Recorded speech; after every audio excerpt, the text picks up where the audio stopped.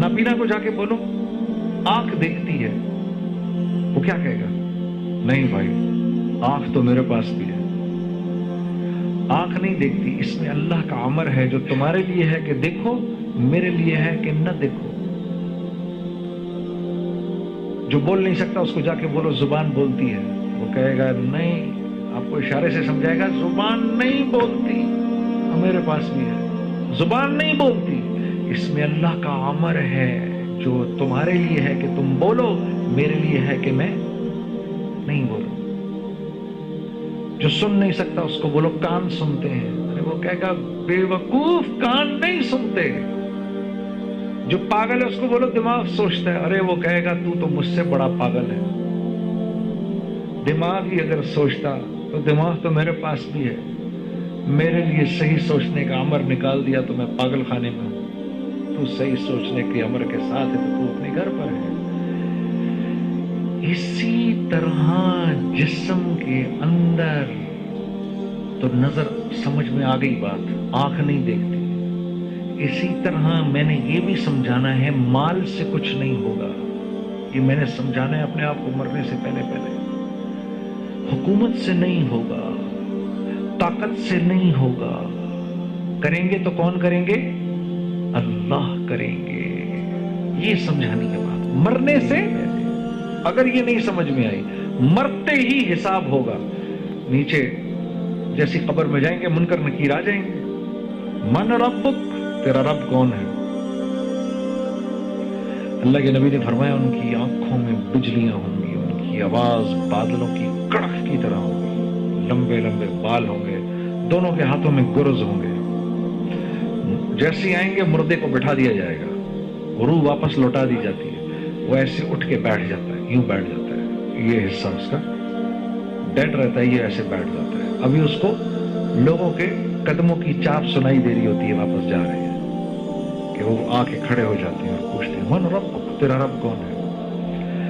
رب کس کو کہتے ہیں؟ جس سے پلنے کی امید ہو۔ رب کس کو کہتے ہیں؟ جس سے پلنے کی امید ہو۔ اب میں پیسے سے پلا ہوں یا اللہ سے پلا ہوں، یہ تو یہ دل جانتا ہے۔ یہ کون جانتا ہے؟ یہ دل جانتا ہے۔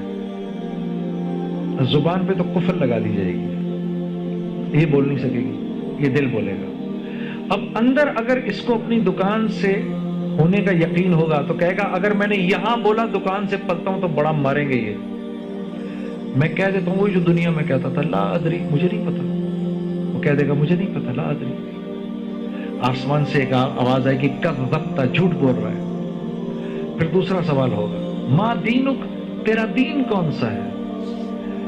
کس مینڈیٹ کو سامنے رکھ کے زندگی گزاری ہے؟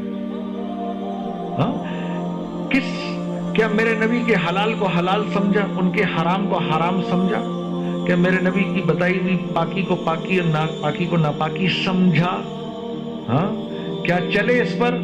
ما دینک، تیرا دین کون سا ہے؟ اب وہ تو اپنے سسٹم پہ چلا ہوگا، وہ کہے گا اگر میں نے اس وقت کچھ بھی نہ بولے، اس کا نام لے دیا تو بڑی مار پڑے گی، اس کو تو پتہ ہی نہیں ہوگا، اسلام تو ہوگا ہی نہیں اندر، زبان تو بول نہیں سکے گی، کہہ دے گا لا ادری، میں نہیں جانتا۔ اوپر سے آواز آئے گی کذبت، سب جانتا ہے۔